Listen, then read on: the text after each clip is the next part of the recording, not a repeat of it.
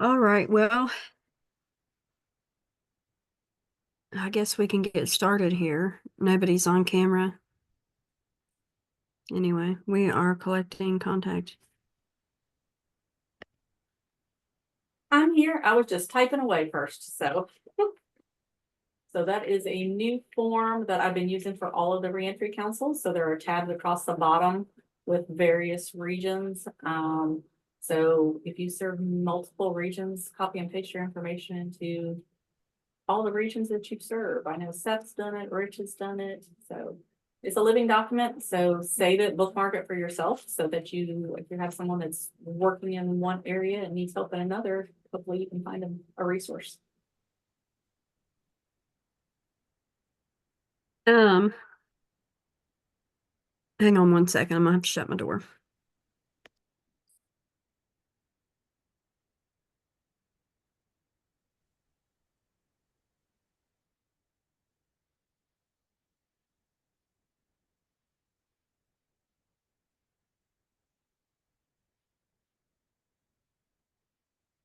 Okay, so about 3 hours ago, our presenter canceled on us due to inclement weather. So she'll be back next time, but uh so we're really just going to do updates. Right now, this is the Logan County Reentry Council, and Logan County is not only been flooded, but is also now frozen, and Mingo County as well. One thing I would like to bring up is that we will be combining with Aaron's Reentry Council, which is a Mingo County Reentry Council. So this will be Logan Mingo. Because we were getting some pretty low participation, and it's in general been the same folks that come to both meetings. Oh, I hate to hear that, Paige. Um, so anyway, I'd really just like to go around and do maybe some organizational updates. Aaron brought me this paper in here. Apparently they're replacing SNAP benefits. So if any of you guys have clients, I haven't had anybody individually tell me that they were, I haven't had any clients reach out to me yet about that, but I have had some friends. Thank you, Krisha. So really here at the Reach Initiative, we have been working strong on data collection and reentry navigator stuff, which means that we're supporting previously incarcerated individuals or individuals currently involved in the criminal justice system. So, um, we have served over 100 people, I think, since October 1st. And we have had, in a combination of all of us in our 7 county region, maybe over 50 mutual aid groups that we've participated or co-facilitated in. So which we've always done, but we actually counted them. So it's been pretty cool to see. Heather started to do smart recovery at the Logan County Community Resource Building, which is what we like to call around here the 84 Lumber Building. So Heather started to facilitate smart recovery down there on Fridays at noon, and a lot of the folks are really enjoying that. Um, so I would think, Heather, do you have any more updates from us here at the Reach? I don't think so, other than mentioning that we have gotten a community health worker on board hired with us in our partnership with Coalfield. So we're really excited to get that on the ground and running. And we're specifically, working with getting our reentry folks into primary care, and there is a dedicated community health worker that is specifically for our reentry population. So, they've been trained to work specifically with the reentry population, and we're excited about that.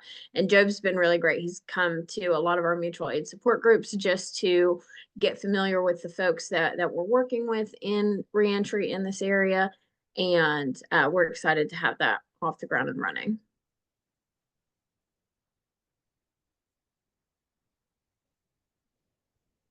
Thank you, Heather. Barb, what do you got?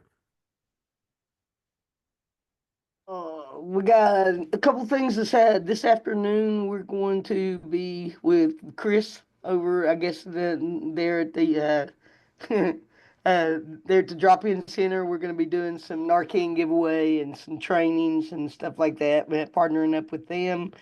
Right now we're just trying to keep our head above water with all the weather, trying to keep all of our patients seen and everybody getting meds and everything and transportation. It's been challenging to say the least in the last week or two. We're trying to get more involved with the warming centers and the needs of the community. We're supposed to have a meeting today, had to cancel that, but we're going to have it as soon as we can. Um, as far as our services, we now have somebody comes in once a month and does nerve uh, testing for carpal tunnels, for any kind of nerve damage and those type of things. So we got that going now. Um, I'm trying to think if there's anything else going on immediately right now. Um, can't think of anything else right now. We're trying to help out in the Mingo County area. We had a couple of our nurse practitioners were involved in that and were affected by it, and some of our other staff over there in Mingo County. So we're trying to help our own as well as trying to help other people. So weather's just got us fouled up right now. Thanks, Barb. I think it has all of us fouled up. You know what I really like about this meeting? I was just thinking, Seth, Heather has uh been able to connect a couple people, I think, to you guys, or they had previously been using you guys. And so that's been a success. And once people hear about it, they'll be able to utilize that service. It's kind of like the honor system around here. Yeah, oh, yeah, absolutely. Absolutely. Yeah, anything you need from me on that, let me know, or anybody down that way you want me to talk to, be happy to. And do you guys have any updates from your Um, organization? Nope, just Yeah. doing our thing. Okay. Chris? Just what Barb said earlier, 5 o'clock today, we're gonna have a collaboration Narcan training for the community. And then April 4th, recovery group's having a bingo event. I'm So, glad you brought that up. I forgot to mention that. Well, I'll let we you got handle tickets that. here in the office. If anybody wants to come by and get them, let me know. If anybody Look would for like to donate gift basket items, anything, donate anything. Yeah. we would really like that. We'll give you a shout out at the bingo hall. If you just want to have It's a a huge fun event time, around yeah. here, huh? Yeah, if you just want to come have fun, it's a great event. Hey, Very clean. I'm sorry, I didn't hear what you said when the event was. April 4th. Hey, so I have a bunch of Bombas socks that I can maybe get down to you somehow, that you could utilize. Yeah, Bring them down. bring them Let on me down. figure out, Amber, can I connect with you maybe and figure out how maybe we might be able to get them down there? Sure, sure. Okay. I can meet you somewhere even maybe. Mhm. Okay, cool. Yeah, we'll definitely figure it out. Oh, great. Sorry, didn't mean to interrupt. Oh, no, You're you're good. good. You're good. Yeah, I put my contact information in the chat just now, so if you need that.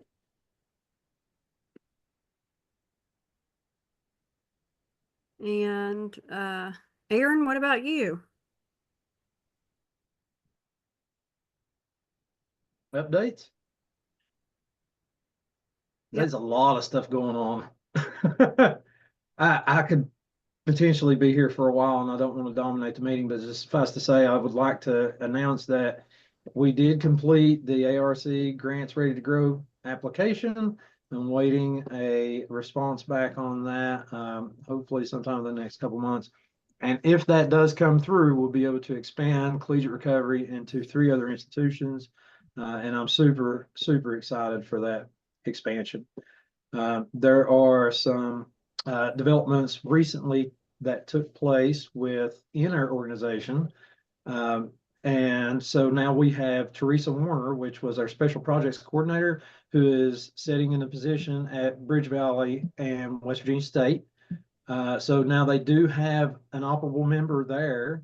And actually, I feel like very strongly that this is going to be a great success, being as that these positions typically don't run along with what you would consider to be a normal day-to-day activity for a generalized PRSS position. They do take into account that you have to have specific skill sets in along with grant writing and along with program management and along with case management and some other types of things as well. I feel like that her skill set is going to benefit that end greatly. We just hired somebody with the Mount West and Huntington Junior College. So we do have a peer there. Still working on getting some of the legal ramifications taken care of so that we can establish that office there at Mount West. However, the office at Huntington Junior College is operable. And this program at Concord is running very strongly. Bluefield's still, it's gaining momentum. It's doing very well. The programs at Marshall, another program that's starting to gain momentum. They're having more student engagement. They're having more activities on campus, and they are seeing more participation from the student body.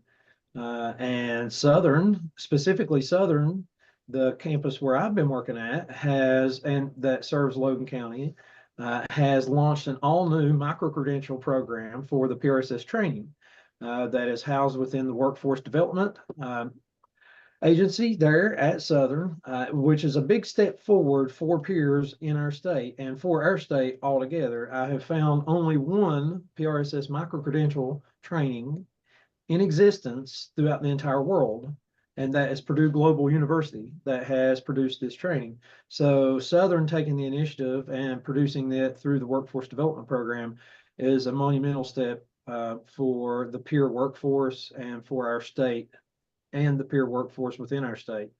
I feel like very positive about this step. And as the year progresses, I feel like there's going to be some additional ramifications that would be included with this micro-credentialing process. There has been some discussion with the adult ed program in Logan County and serves Mingo County and serves the region. I think it's Region 5 that I've been in contact with Shonda Perry and have been able to establish some prerequisites, if you were, for the PRSS class, such as communication skills, effective communication skills, soft skills, and other types of things that they would be able to offer through adult ed that will inevitably help to progress the profession of the peer workforce. And so there are just some things that are kind of, kicking off to kind of help, develop our profession as peers. The West Virginia Cert Board has issued the mental health PRSS certification as of just a few days ago, actually, and I have applied for that. I just haven't gotten word back with yet about the acceptance of that application. I did receive the copy of it through the job form. It's a very easy process. You go through job form, you fill it out, and it's like $50 you pay. And it will grant you an additional certification on top of, because they split from PRSS to PRSS SUD and then PRSS MH, which is the mental health portion of that. And they're looking that by mid-year, they're looking to have an additional split of PRSS supervisor. So PRSSs that are working in supervisory positions, they'll have the credential of a supervisor. And they will need that in order to operate in those positions. I think these steps moving forward for our certification board are a great step in advancing our entire behavioral health workforce. And what I mean when I say that is that it's no secret that everyone in behavioral health knows that everyone in behavioral health is underpaid, and some professional development in certain areas like that definitely would award certain type of accolades when you're considering legislation or additional subsidies to provide additional funding for positions of behavioral health. So that we're looking at doctors who make in excess of $200,000 or $300,000 a year on average, and someone who has a doctorate degree in psychology makes very seldom less than, or very seldom a little more than 100. And these are very sad things, but this is very true. Unless you open up your own and establish your own practice, which then you're opening up your own business, and so there's a whole other ramifications that are involved with that. But hopefully, what this means for us peers is that we get a boost in pay, and then we get a little more recognition as the profession of a peer deserves, because it's not easy to do what peers do. And through that, ultimately, the goal is to fight the stigma behind what recovery is, and for those who are in recovery in spaces of professional environments. So, these are all very big things that have been going on.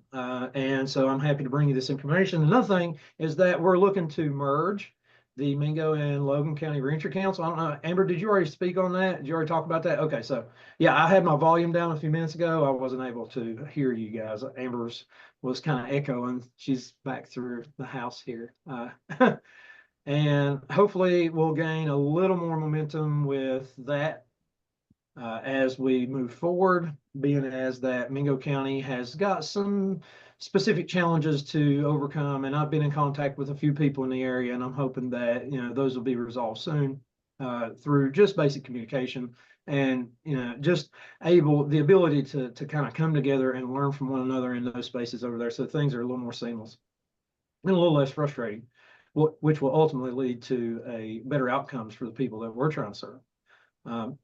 But all of that being said, I will digress and I allow my wife to take it back over. Thank you.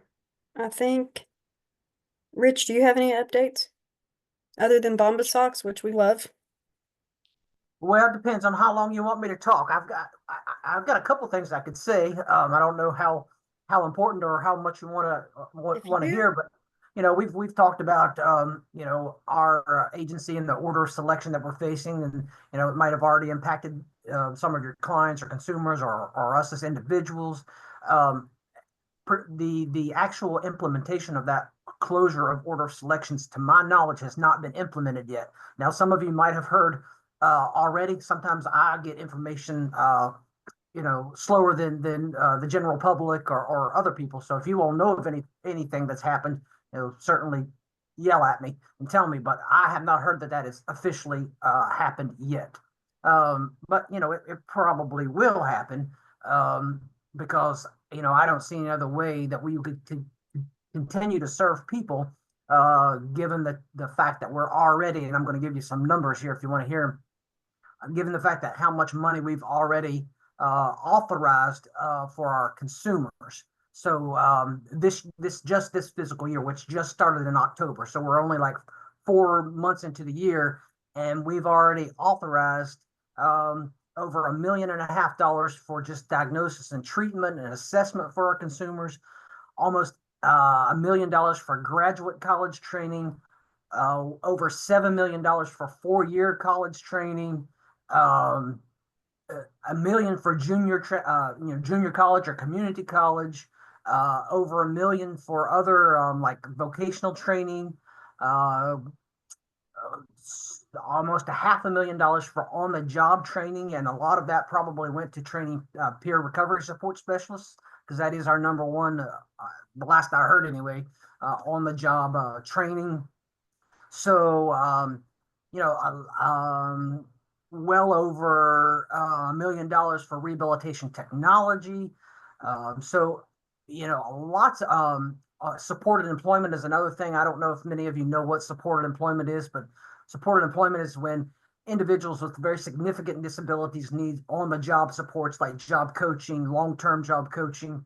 So we're well over $500,000 authorized for that, and that goes on for years and years and years. So that costs a lot of money, and when we don't get as much money as we need to serve all these people, then obviously we have to look at cost reduction. So I'm just telling you all this to say that although we're hearing lots of things and we're concerned about not being able to serve people, we are still serving a lot of people and committing a lot of dollars to support our consumers.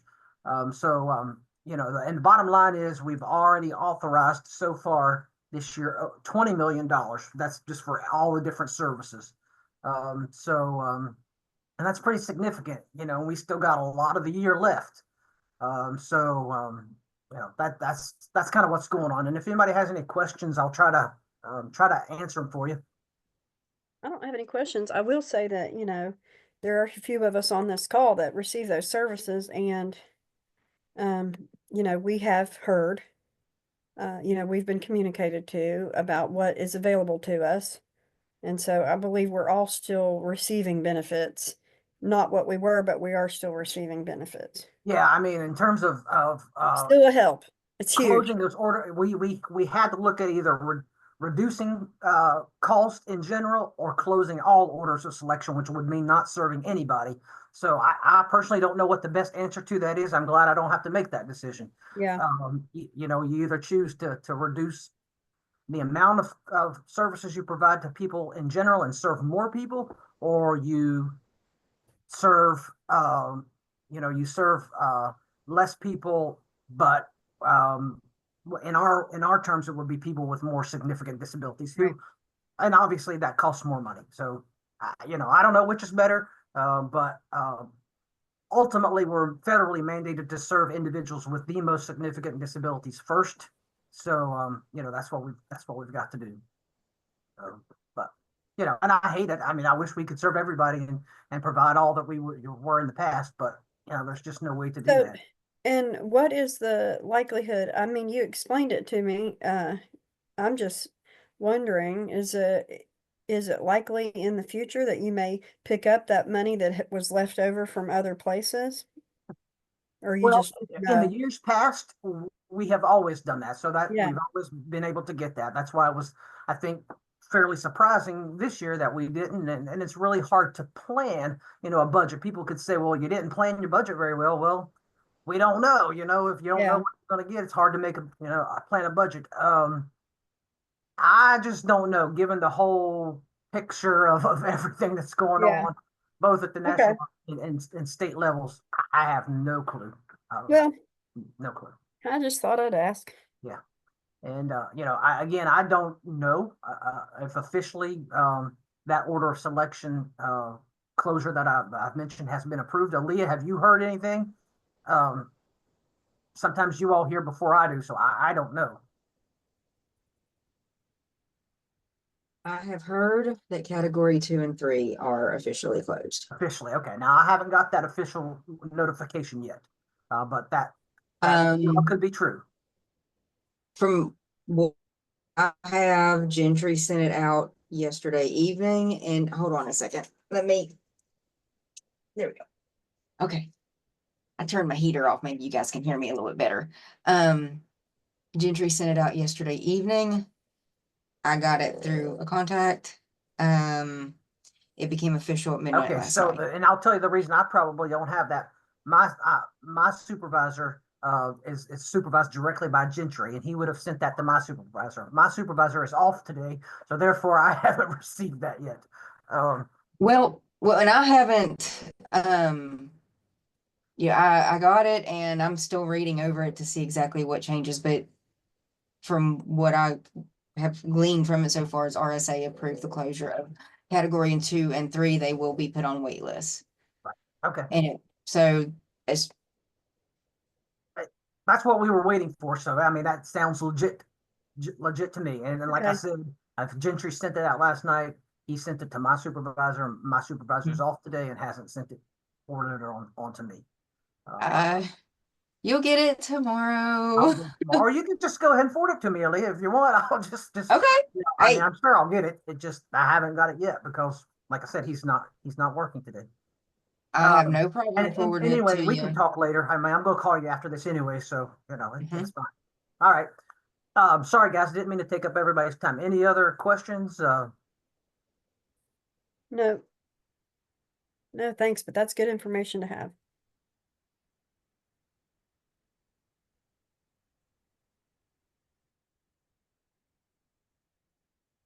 Okay, thank you, Rich. Who else? Okay.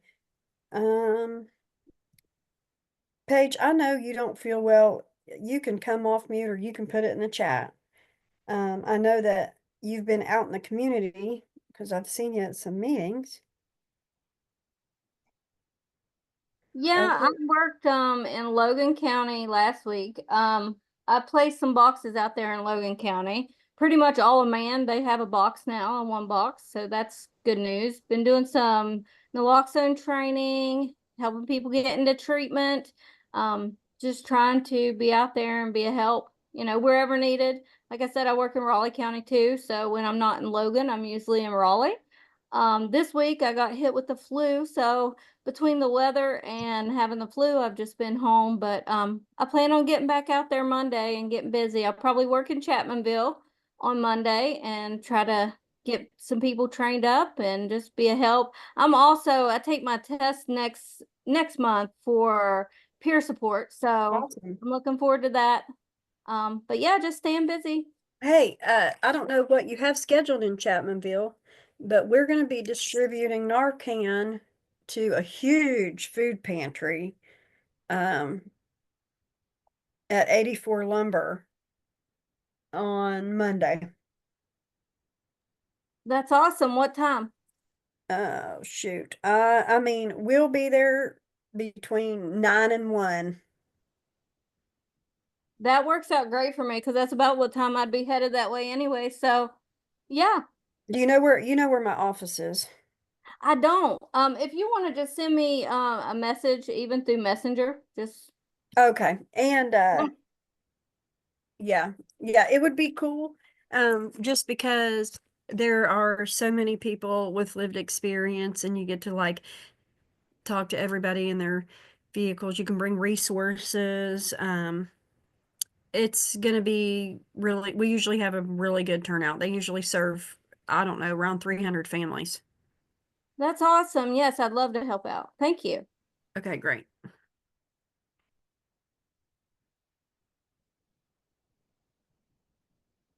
Uh, what else? There was something else I want to say. Aaliyah, since I know Rich kind of talked, but do you have anything like locally maybe that you would like to share? Thank you, Laura. We don't have anything going on real. And I mean, other than with the legislature being in session, there's gonna be one of our advocates there. Yeah. Doing legislature stuff. Because right now is kind of our quiet time of the year. Hey, Aaliyah, can Yes. we tell them, if anybody's interested, speaking of legislation, next week at the Capitol, there is Disability Advocacy Day is on Wednesday, and then Yep. Independent Living Day, or what we call IL Day, is on Friday. If anybody can hop up and there are a couple things going on. And there's a disability / legislative conference on Tuesday through the Fair Shake Initiative. That just kind of leads into Wednesday's disability advocacy. But Well, anyway, and the Fair Awesome. Shake thing, if I'm not mistaken, is at the Pastoral Center in it Charleston, is is correct. Yep, yeah, it is. Mhm. because my supervisor Tiana is going to do that because I will be at the Capitol for West Virginia ARF Day. And what's ARF, Aaliyah? I don't know. Okay. I 'Cause got don't- emailed this and said, hey, I need you to go to this, and I haven't got a chance to read the email. Give me a second, I can look at it. But on Never heard of it. Wednesday, I'm actually going to be at the Capitol for Disability Advocacy Day. Right, I will as well. Okay, yeah, we'll be able to hang out together. Let me see if I can find that email for the West Virginia ARF Day, because I'm honestly haven't. It was one of those things I read when they first sent it to me, and It's probably you asked Association me of to. Rehabilitation Facilities, West Virginia, so WARF Yeah, with Nita Hobbs and yeah. okay, it's WARF, yeah. Mhm. I got Yep. it. Yep, there it is. And that's who the email was from Nita. Okay, gotcha. Yeah. Yep, that's it.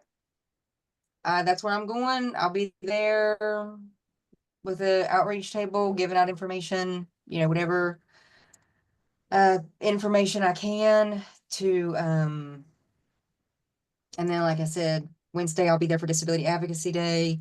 We have our SRC makeup meeting on Thursday. Are you gonna,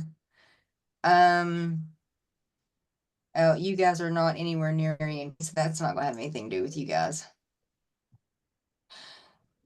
There is a thing going on, it's in here in a couple weeks. On Wednesday, March the 19th at Mount West, they're doing a resource fair that I'm gonna be at. I know that's a few weeks from now, and I don't know if any of you guys would be interested in Can you, going.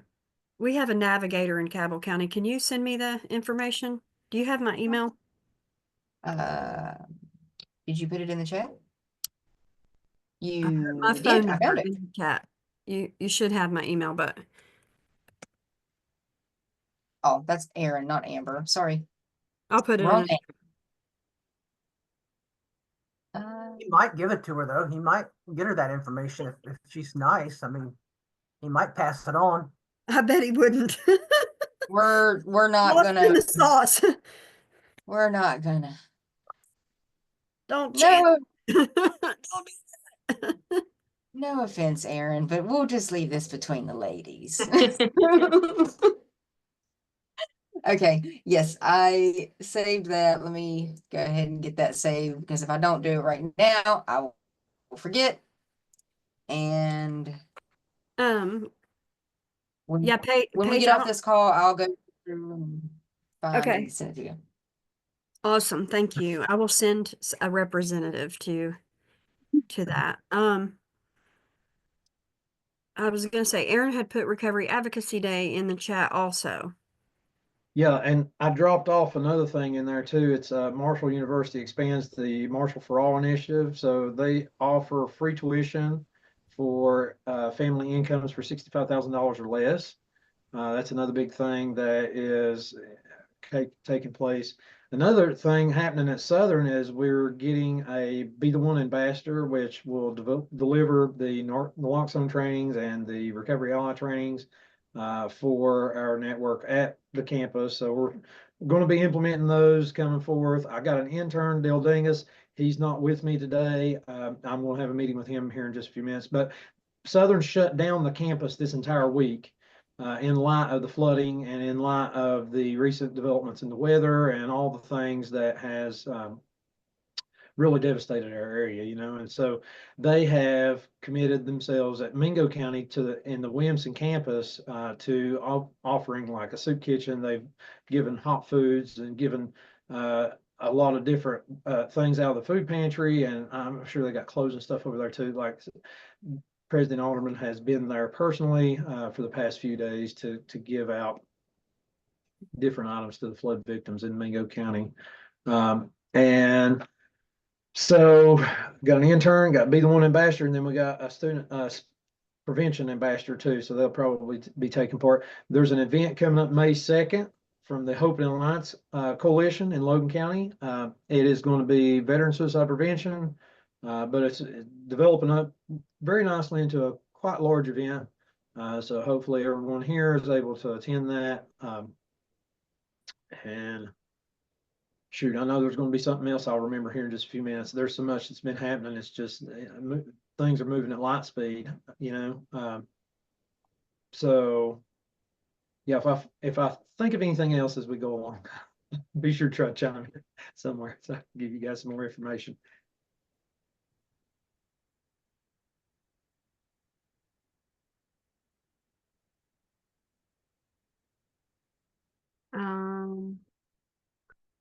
Also, Kim put her information in the chat, and I'm going to give an update from the QRT. But Kim and Paige, so on Monday when you come to the office, Paige, I know y'all have met. I think y'all have met, but I want you guys to, you know, if you guys would maybe collaborate on some trainings with the QRT and you guys there at the WVDI. I can do that. Okay, great. Awesome. Appreciate it.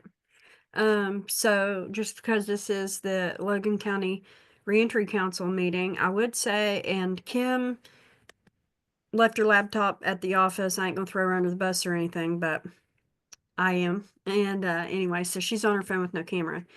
But so the QRT this month in Logan County, um, we had 19 overdoses. 5 of those were fatalities. But the QRT was able to make unique contact with 4 individuals, which is always great. That means people that we've never encountered before, that we've been able to have conversations with. We referred 53 individuals to treatment. We attempted to see people. Made 220 attempts.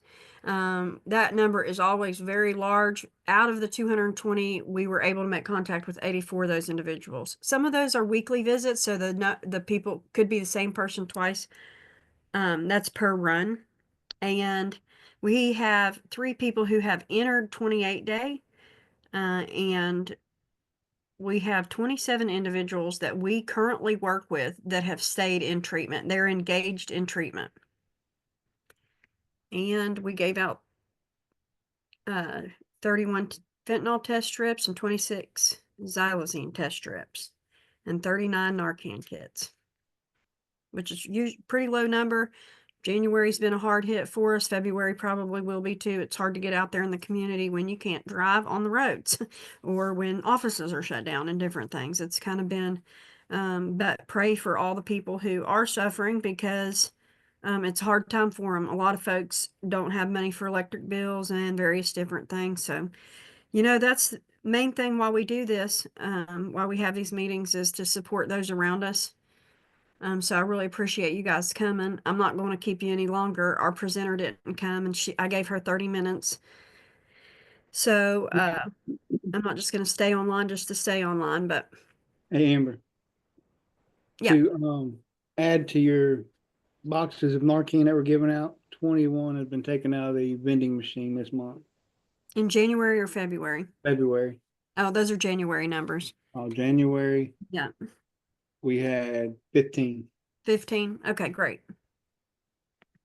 Another quick thing to go along with VOPS Recovery Advocacy Day, the day before, we're gonna have a recovery reception there, and the Collegiate Recovery Network is gonna be serving our mocktails for all of our schools, their specialized mocktails. I've got a listing of the different types of non-alcoholic beverages they're gonna be serving. Where is And this happening? it's at the Capitol, State Capitol Cultural Center. And what day? It's the day before, so VOP's on Friday, and the day before it's the Thursday. It's the 6th. Yeah, I don't know if I'll go for that, but Aaron and I celebrated our 3rd wedding anniversary yesterday, and we go out to eat at the Mexican restaurant over here. We went for lunch, in the middle of work day, and our buddy over there always asks us if we want tequila. Of course, it's always a no, has been for years, you know what I mean? But anyway, he brought us a non-alcoholic drink yesterday to celebrate, and it was great. It was strawberry mango. It was delicious. I drank most of it. Aaron took a couple sips. It was really sweet, really, really sweet. They lined it with sugar. I think so. I think they just like made Literally, the rim was. a cup Yeah. full of sugar and put some additives in it and brought it out to us. Amber, we've been giving out Narcan up at Mountain Laurel too. We've been giving out at both our facilities at Chatteroy and Logan as well. We've given out quite a few. I don't have January in front of me, but I gave out 18 just last week. Awesome. But in addition to the Narcan that we're giving out, I think you've seen them, but we made bags. We took 3/4 gallon freezer bags, and we put a CPR barrier, a pair of gloves, instructions on how to use Narcan. The pamphlet that comes out of your Narcan, plus 2 doses of Narcan, all in that bag. And it's everything that you need to save a life in that bag. And we give those out with every time that we give out Narcan, we give those bags out. That's awesome.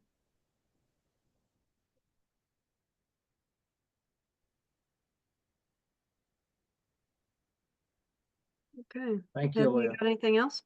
Thank you, Barb. Yeah, I love the bags.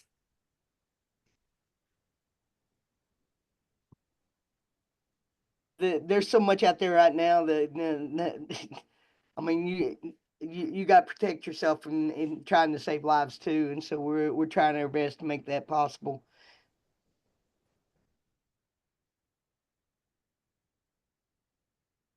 Everything you do is a great idea, Barb. For more information on that PRSS micro-credential class is coming up March the 12th, 13th, and 17th through the 20th. There are available funding streams for that registration fee, and they are ways that people can participate, specifically referring back to what Rich was saying about DRS. They have always been very good to work with folks in getting those types of fees and things taken care of once they're qualified for the program. Also, Jobs and Hope has already agreed to funding those types of registration fees, and Southern's Foundation has also agreed to taking applications for people who are in need of a little bit of additional financial assistance with that as well. So those are just some of the ways that, and when the information becomes available, it will be on Southern's website coming up. It should have been this week. However, you know, with the disastrous weather and the amount of damage that has been done by that, there's just simply no way to move forward with anything at this moment. So hopefully by next week, we'll have some more information. It'll be online on our website. It'll be also on Facebook. It'll be on all the different media outlets.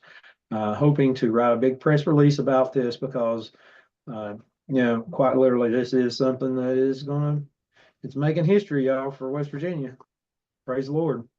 Happy to be a part of it, you know, happy to be a part of it.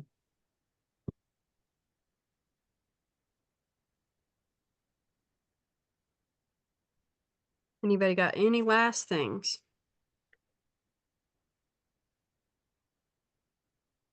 I guess I have a question, and this is just because I've not been very good about following the news the last couple of days. Has anybody heard any updates on the situation with the Section 504 lawsuit?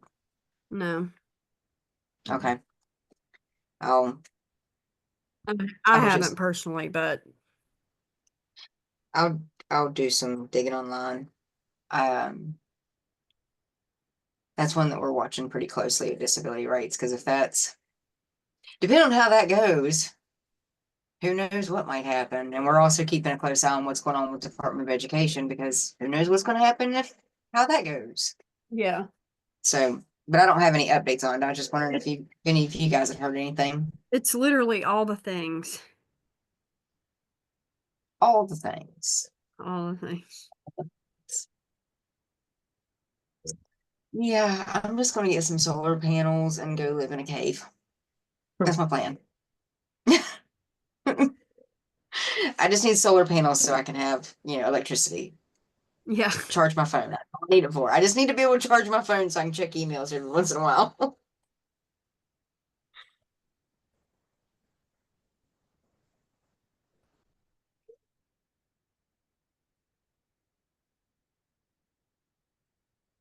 Okay. Burning desires, as we say in the 12-step meeting. Anybody have any burning? Bye. See y'all. Y'all have a good day. God bless you all.